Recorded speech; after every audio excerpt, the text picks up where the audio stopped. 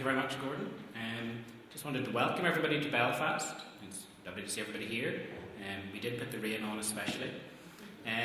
So what I've been asked to do is really to give an overview with regards to comprehensive care in Northern Ireland.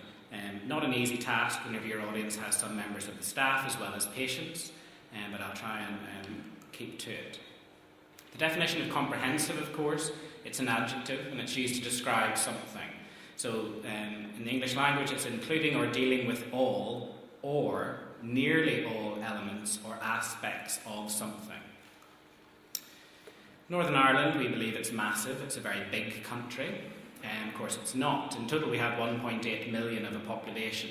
In the past, we have perhaps been more renowned for featuring on news programmes and challenges which, as a country, we have faced. And certainly our population is not very diverse. And whenever it comes to rare bleeding disorders, we don't have a huge number of those. Belfast, being where we are at the moment, the only other larger place that we have with a large population is here in the northwest, in Londonderry, or sometimes it's called Derry because London can offend people in Northern Ireland.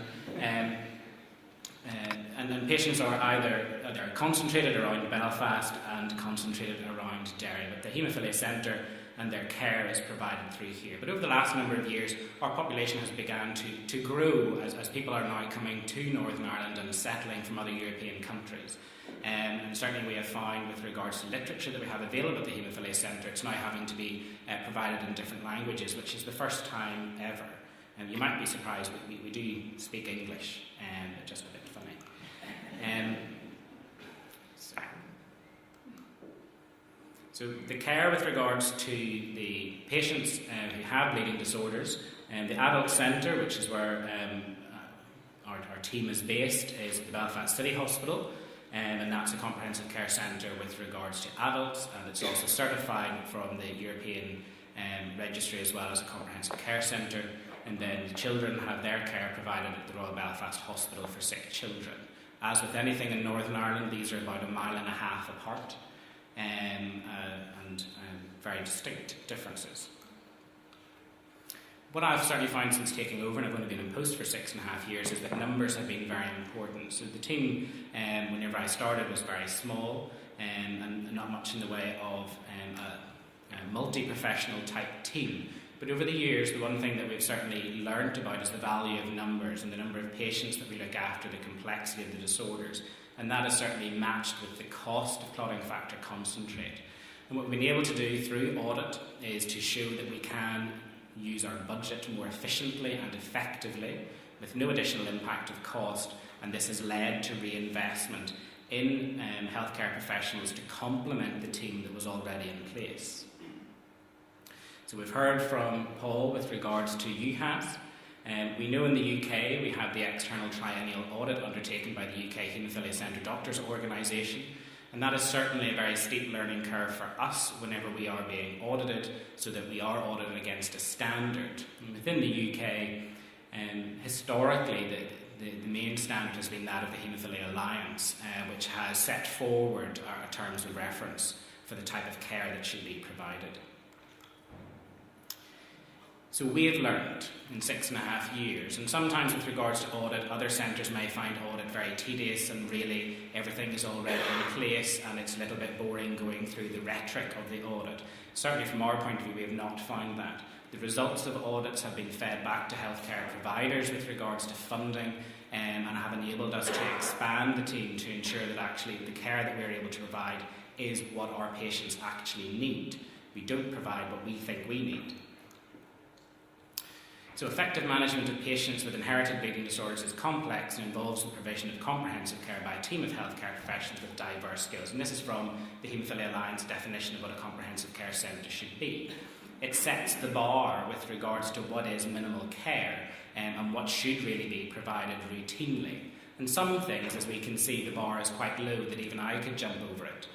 Other bits that we find to be rather impossible or very difficult at a local level to try to ensure that we have the right information present. Historically, the Haemophilia Society has been very strong in Northern Ireland. This is my predecessor, some people may remember. She she's still alive, but Elizabeth Main, and she was very the matriarchal figure for many years with regards to haemophilia care in Northern Ireland. And it was actually the Haemophilia Society that was very strong in fundraising, who raised money for the haematology patients, that's to say those with leukemia and myeloma. So the Haemophilia Society raised the money for the haematology patients to have televisions. And you can see this fantastic television. I think the screen is just slightly larger than an iPhone. Fundraising is very important. Raising awareness as well happened, and this was a very exciting and novel way to raise money by towing a caravan around Northern Ireland. This was not hazardous, nobody came to any harm, it was not blown up, and it did raise quite a bit of money. But certainly, historically, the team that I think, whenever I look back on it, that actually steered haemophilia care was really this original committee. And we can see Gordon here, looking a bit like Noel Edmonds. But with regards to it, we have Dr. Dempsey, who was the original paediatric consultant and retired 5 years ago. Next to that, we have severe haemophilia A, gentleman Shaw Graham, who's sadly no longer with us, but Shaw had an inhibitor. Gordon there, Mr. and Mrs. Johnston, I get to look after their son, or sometimes he gets to look after me, and then Mr. and Miss McElrath, and we look after their son. So this original committee of Haemophilia Society were dedicated with regards to providing the care and for driving it forward. And certainly this meeting today, I believe, is based on their vision. So this is our team that was done about 3 or 4 years ago. You can see everybody that goes sideways is trying to hide.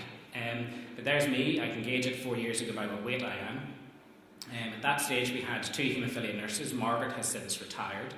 I had one secretary. I had another secretary who's now left us. Pete in the lab has retired. Linda has left. Lou had just started with regards to physiotherapy, and the only other healthcare professional we have is an associate specialist and clinical geneticist. So despite the fact that you think that you have a team, natural attrition occurs and retirement occurs and people have to be replaced. But it's not good being single-handed. So the core medical team, the core team that's required with regards to providing care is the medical staff, but also the nursing staff. And by far and away this is required. One of the things that's difficult is 24-hour access. So with regards to medical staff in Northern Ireland, there's one full-time consultant, which is myself, and all I do is coagulation. I don't do any other aspects of malignant haematology. And we've got one paediatric consultant who will do all aspects of childhood blood disorders. Nursing staff has been the one full-time adult nurse and one full-time paediatric nurse with regards to haemophilia. And then we have managed to secure additional funding for an additional 2 part-time adult nurses to supersede the retirement. Quite easy. We could jump over that and manage it. The bit, however, that we didn't quite manage to get over is the fact that there's only one person for the adults to provide 24-hour care.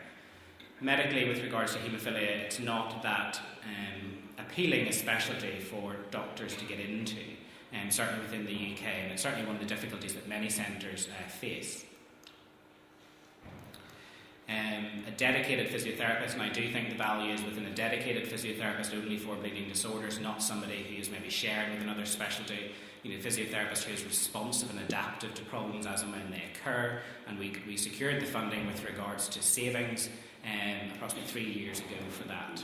A haemophilia data manager, again, helping us to ensure that what we're spending is appropriate and correct, and that post was actually only filled this year. And again, this year we only had the post filled of a dedicated haemophilia social worker. And certainly from our point of view, we're finding a very steep learning curve that at times whenever we weren't focusing on particular problems or challenges and we didn't notice it because we didn't have the time, we're now actually finding the complexities of bleeding disorders go far beyond just a once-a-year appointment and providing clotting factor concentrate. Laboratory then, we have diagnostic factor laboratory as well as clinical genetics, and we've secured an additional funded post to work along with our current clinical geneticist who may be considering retiring over the next 5 or so years. So we've managed. Other things then are very difficult to try to work out. Do you need someone that's dedicated for a particular specialty, or do you just require access to it? And again, going through, as Paul has already done, with regards to rheumatology and orthopaedics, we do have an orthopaedic team. We have the primary joint replacement team. We have the revision joint replacement team. Increasingly now, however, we're having to find somebody with a particular interest in elbows. You know, knees and ankles and hips seem to be fairly routine and well organised. Elbows appear to be a little bit more difficult. And we are now going through with our older men particular issues with regards to elbow. Rheumatology was solved because I married the rheumatologist, so that was easy. Surgeries, we have elective surgery and emergency surgery provided within our own centre, so that works out well. Specialised service for HIV and hepatitis does exist, and I'll come back to this specifically. Paediatrics is their counselling service, and clinical psychology and genetics. So again, this poor chap probably needs dental care, and he probably also needs clinical psychology to get over that. We don't have that service. With regards to dental care, increasingly now this is pushed to the community, therefore routine reviews should be done in the community. Any more invasive work should be then coordinated with specialty care and restorative dentistry. That slightly goes against the standard guidelines, but can be a challenge. What I often find, however, is actually infectious diseases, and anytime I get any patients of ours admitted, 50% will be because of an infective problem, non-HIV and non-hepatitis C related. So actually infectious diseases itself as a specialty is probably one that requires a little bit more of attention, and perhaps in some ways moving away from a focus of HIV and hepatitis C, but acknowledging the fact that infections still do exist. So the Royal College of Physicians, in the definition of infectious diseases, will tell us, in addition to dealing with communicable diseases from the community, infectious disease specialists provide a consultation service for infections and other medical and surgical specialties, such as general medicine, surgery, intensive care and neurology, along with medical microbiologists. Infectious disease specialists play an active role, infection control, antibiotic stewardship, and the management of healthcare-associated infections and so forth. It's not that unusual for patients of ours who may be in with an infection, either a line sepsis or an infected joint, that may actually go home and administer their own antibiotics at home for 6 weeks. So with regards to infections, it is something that we are certainly finding, and we're having to develop around this. And one of the main reasons are the need for central lines to be used. Increasingly now, certainly in older patients, we're now finding ourselves having to put them in electively to allow their family to provide the factor at home for them. We know with regards to the ageing population and body mass index and type 2 diabetes, increasing that can be a problem. And again, actually using antibiotics themselves only lead to resistance and ongoing problems, and again is a particular issue. But also with regards to joint replacements and osteomyelitis and sepsis. There's a slightly increased risk after joint replacement surgery with regards to infected joints, and requires revision and replacement. Paul's alluded to this with regards to the EHC questionnaire that went around with regards to what sort of care is actually available. And with regards to my own particular interest within infectious diseases then, we know that there were elements of comprehensive care that were lacking throughout Europe, and it was a little bit piecemeal.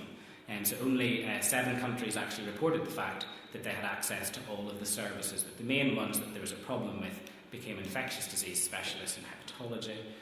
So 2 countries